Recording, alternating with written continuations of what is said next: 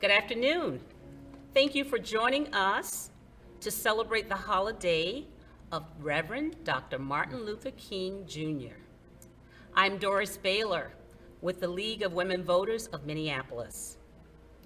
Honoring the great legacy of Dr. Martin Luther King and his work, the Civil Rights Movement changed many lives in this country.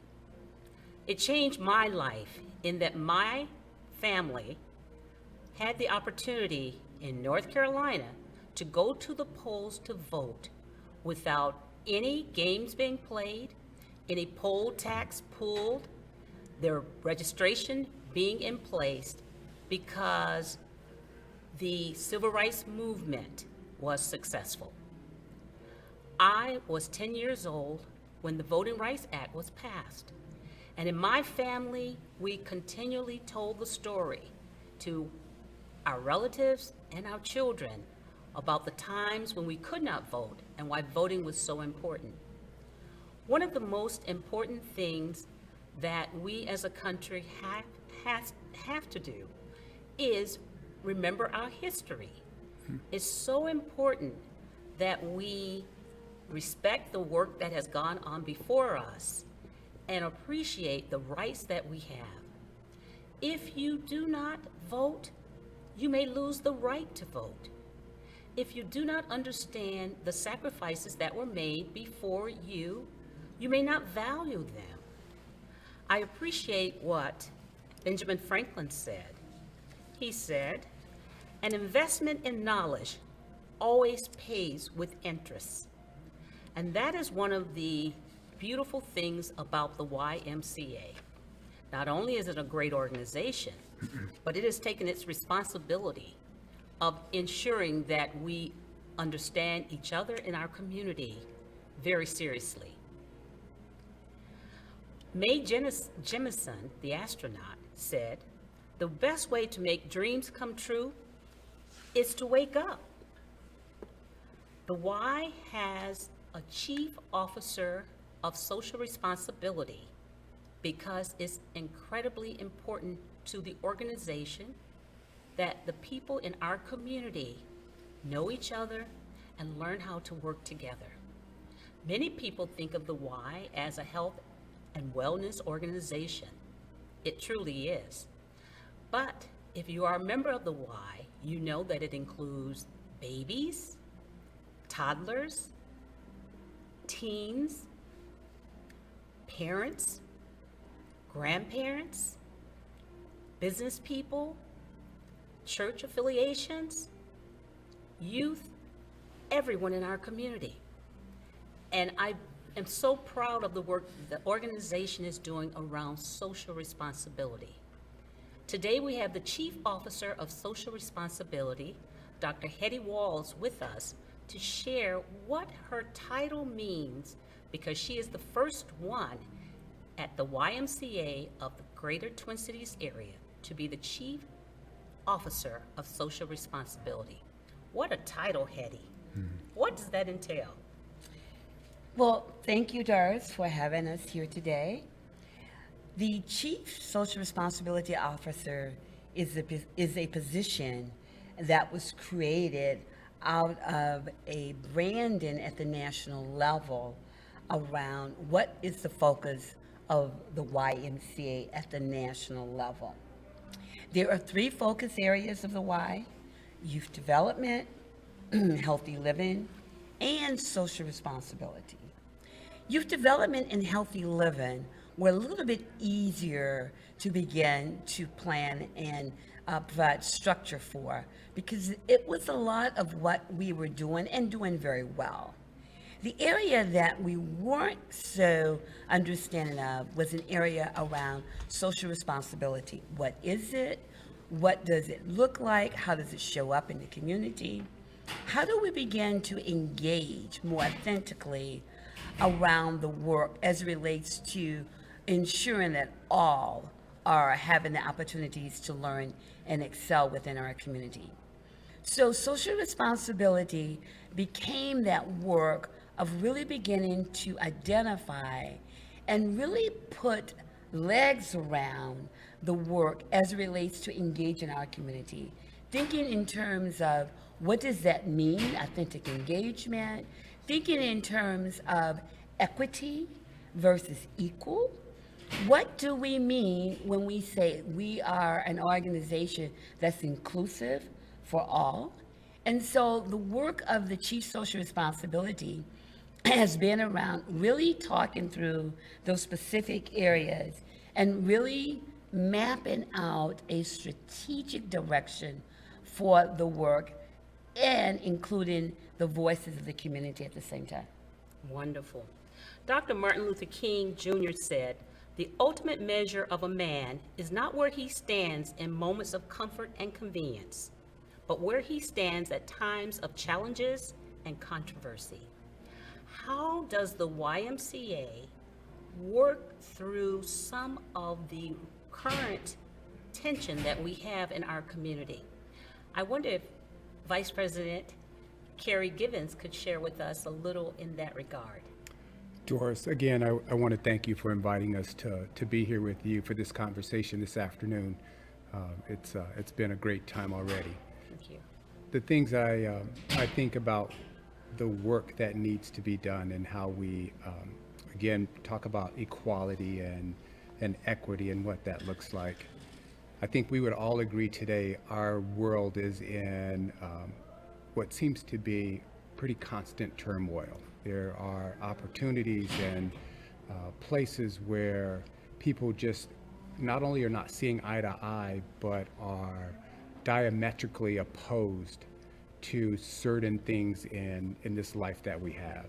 And so when Dr. King, to me, when he talks about you have to stand with your character in those tough times, this is the kind of work that we at the YMCA in our area of social responsibility take seriously and are moving forward to correct and to be a voice or a beacon during that time.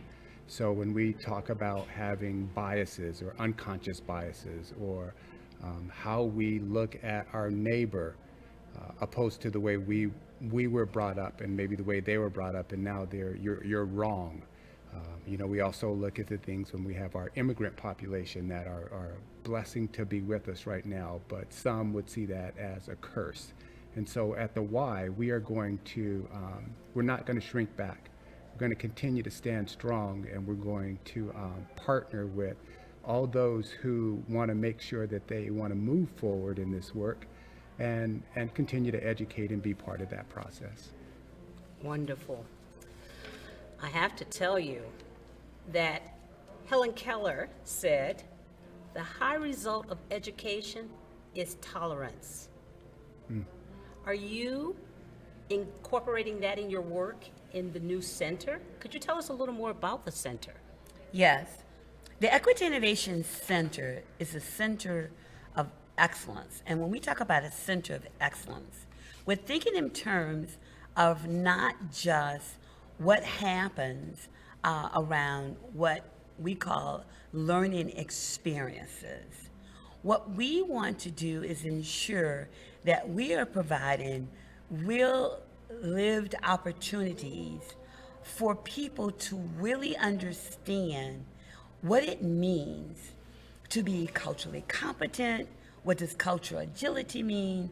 What does it mean to have a center of creativity and innovation and thinking about how we authentically engage not only our communities, but each other, as well as what we're looking at as when we're engaging our staff members in really thinking more deeply about systems change. So the work that we're doing in the center is really focusing on systems change.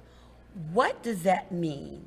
And where do we begin when we talk about systems? A lot of times people think systems is around policies, practices, procedures. How do we change laws? How do we begin to influence behaviors? But systems change doesn't really start there. It starts with individuals really thinking through, how am I influencing a system in which I am a part of? Systems is about people. And if we don't start to begin to look at what does it take for people to really begin to think about their mental models and how they show up and how do they engage, challenging them to think more deeply about their biases. We all have biases. Understanding what those biases are and how they influence our daily work and our daily lives. Really thinking in terms of how we begin to look through our own cultural lens, and then how do we see others in comparison to how we're thinking with our mental models. We have to begin to challenge ourselves and our way of being in order to begin to look more deeply into systems. That's the work of the center. I love this. One of the greatest and simplest tools for learning more and growing is doing more. And I'm so proud of you at the YMCA that you are doing that. Great minds share purpose. Others have wishes. This is also by Washington Irving. I wonder, in the work that you are doing, how did you come about the name of this center? The Equity Innovation Center naming was created out of work that we have been doing through our Mission Impact Council. So several years ago, we started this work around social responsibility by creating a Mission Impact Council. And that council was a collective group of 30 to 35 key stakeholders around the Twin Cities that came together to really begin to have a deep discussion around what is social responsibility. What does it mean to be socially responsible? How do we begin to attempt to assess if we are a socially responsible organization? And as we begin to do that work, we realized that there were multiple voices missing from the conversation. Out of that work, we began to engage our communities of color, our Native American, our East African, our African American, our Hmong community, our Latinx community, our homeless and highly mobile community, and our Ethiopian community. As we begin to have those conversations, what we realized is that their voices, not only did they feel that they were being heard, but they also thought in terms of what's next. How do we continue this work? And out of that was birthed this naming of having a center where all could come and engage at multiple levels and really begin to think outside the box. How do we begin to innovate the learnings that we're having, and what does that look like on a broader scale? The price of greatness is responsibility. Sir Winston Churchill. Either the United States will destroy ignorance, or ignorance will destroy the United States. W.E. Du Bois.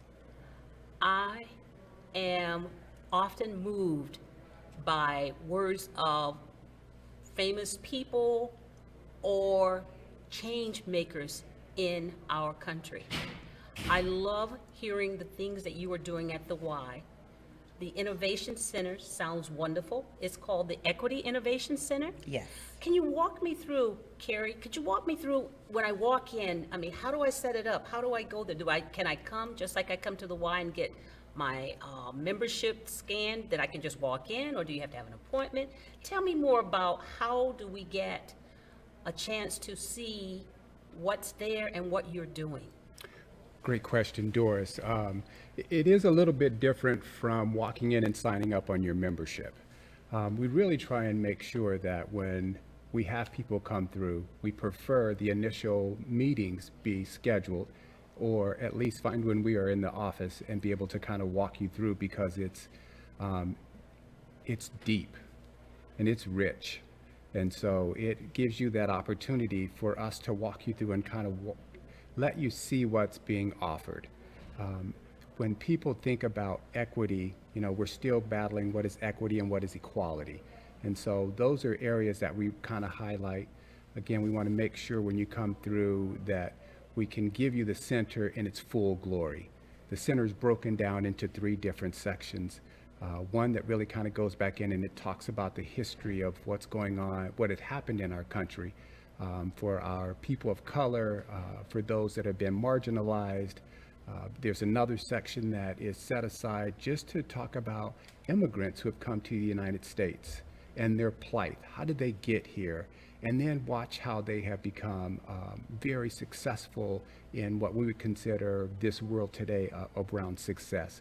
And it's interesting too, because it's not like you had to go out and make $1 million or $5 million, but you know what? You navigated through the system.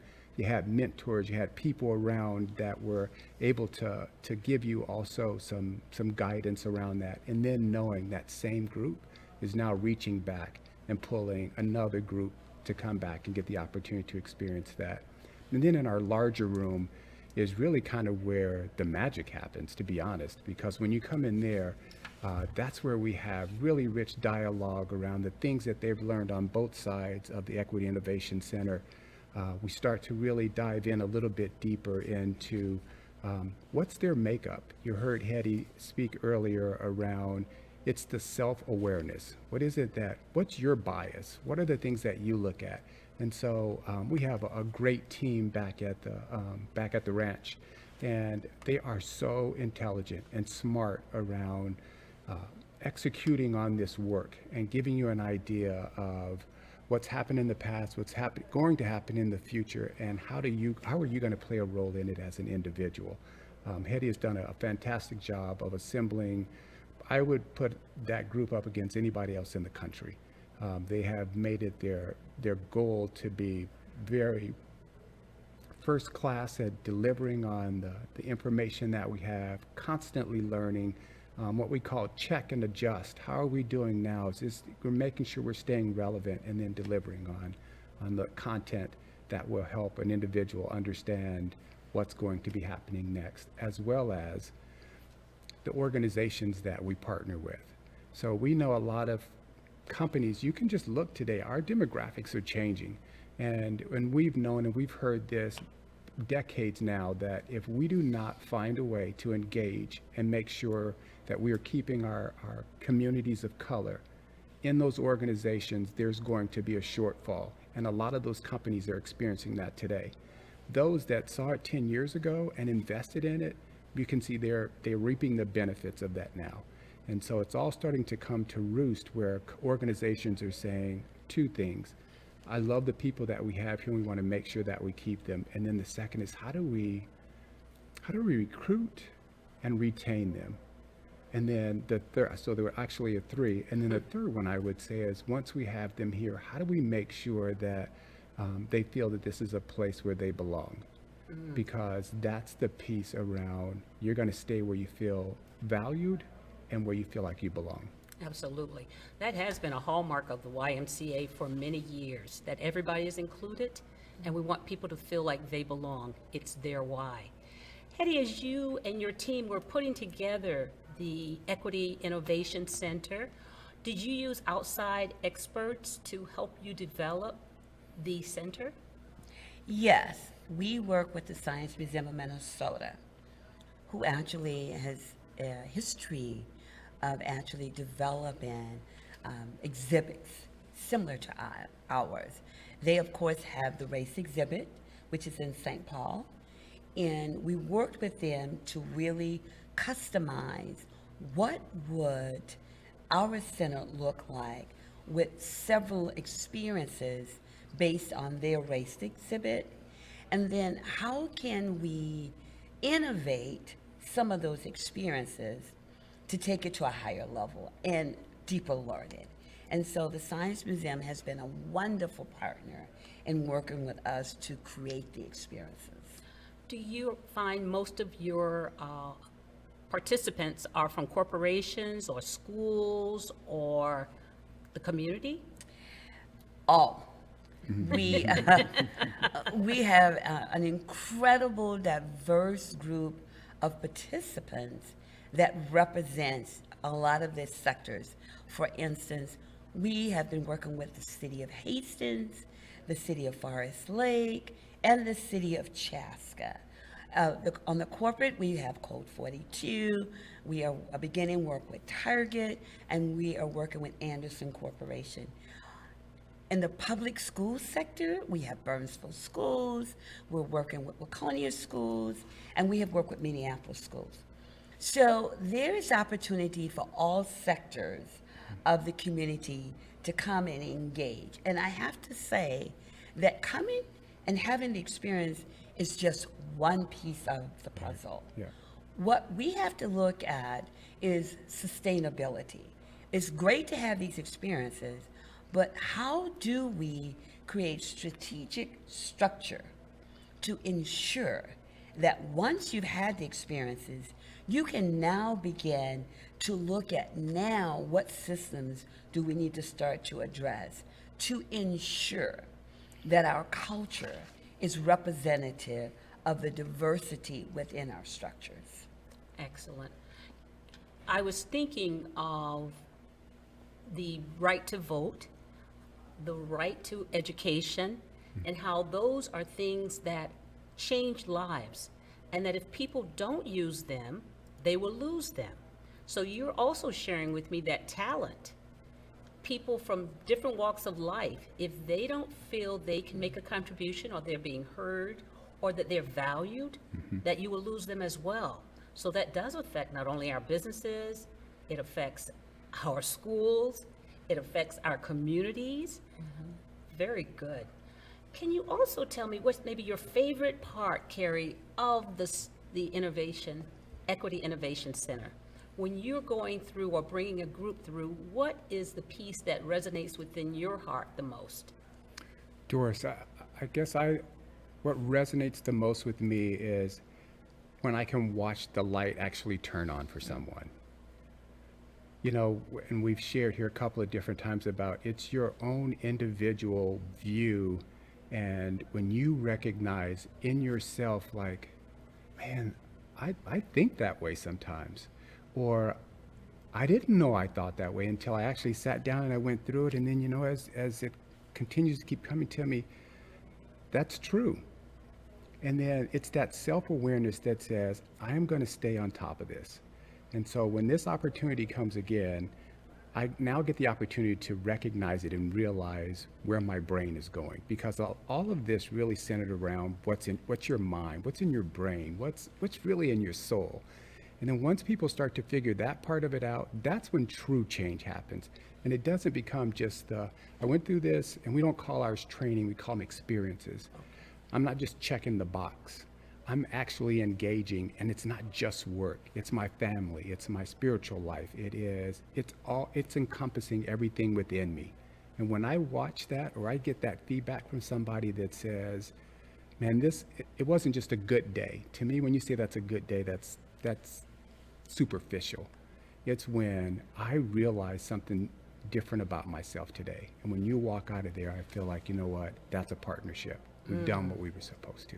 Continuous learning. Amen. I like it. Hedy, how about you? I know you as the creator and the brainchild behind this vision probably enjoys every aspect. But is there one, maybe, can you share maybe one of your experiences that sort of changed and let you know that even you were still learning as you created this? Yeah, I'll piggyback on what Kerry said. For me, once the spark, I call it being woke. You know, the new word I use a lot is popular out there right now. But once people go through the experience and all of a sudden they have that wokeness, they realize things have got to change.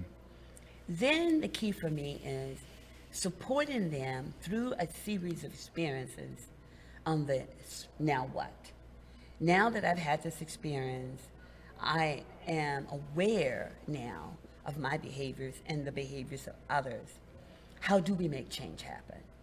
And so my favorite one is being able to engage in meaningful conversations that really is more of a push and pull around how now do you begin to think differently? What are the things that you strategically need to do in order to impact change? And then how does that operationalize for whatever area that you're in? I know your center is interactive. A friend of mine was telling me about a seminar that she had the pleasure of experiencing. It was with Dr. Steve Robbins, And she said he just gave very practical reasons why diversity, the way we used to do it in terms of trying to force a different opinion on others, wasn't working. Because what you said earlier, people were reverting back to what they were comfortable with. And sharing that he uses humor, he uses science, and he does storytelling to really engage the people attending to see themselves. What are, not, don't have to give away all of your successes, but what are some of the actions that you have seen to be the most effective for groups coming in? Well, the first one for me is history. We work a lot around race construct, understanding how this country was created in the first place. The average person doesn't really know the real history. The history that a lot of people have learned in their history books, most time does not include the history of our communities or our African American heritage. And so that's one critical piece for me. The second one is really thinking in terms of self-awareness. And I know Kerry talked about it. You having that self-awareness, understanding how my behaviors are impacting based on your unconscious biases, really thinking through really bias things that you do every day that you really don't even realize that you're doing, that moves into a more of a microaggression area, and really thinking through. The storytelling is amazing. Having opportunities, and I do this a lot, telling experiences that I have had over the years, whether it was in corporate, I was in corporate America, or whether it was in the school system when I worked in the school system, but telling real lived stories that people can actually gravitate to and begin to think, oh my gosh, that happened to me. Kerry, you have any other ones?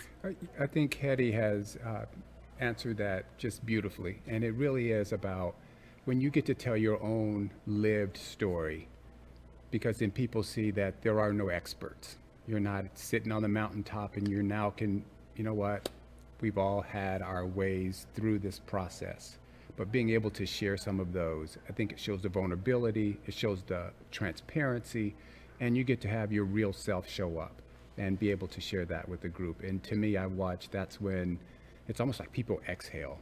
It's like, all right, we're gonna really talk, or we're really gonna move through this. It's not going to be, you've got a group of people standing up telling you things. And the other thing I would say too is going through our experiences, we make sure that people know there's no blame and shame. You know what, to me, those days are gone. So you even started with this new way of sharing, and it can't be, I'm forcing you to come. And it's the same thing with, we can't continue to keep pointing a finger and saying, you did this, or your ancestors did this. You know what, we're gonna share it, but there is no, you should not walk out of that room feeling guilty. And that to me is what makes the work that we're doing at the YMCA different, because honestly that fits into our core values as well. So it all encompasses in what we're doing in the Equity Innovation Center. Excellent. Honesty is so important. People really don't believe that some of our leaders are honest. And I know that's one of the core values at the YMCA. And I know history has been interpreted by the powerful and the leaders. And I appreciate you bringing authenticity and truth to history. Carter G. Woodson spoke, and he said this: history shows that just as thorough education in the beliefs, in the inequality of races has brought the world to the cat and dog stage of religion and racial strife, so may thorough education in the equity of races bring about a reign of brotherhood through an appreciation of all races, creeds, and colors. Thank you, Dr. Hedy Lamar Walls. Thank you. And Mr. Kerry Givens for your work in social responsibility and bringing truth to our experiences here in the YMCA of the Greater Twin Cities. Thank you. Thank you, Doris.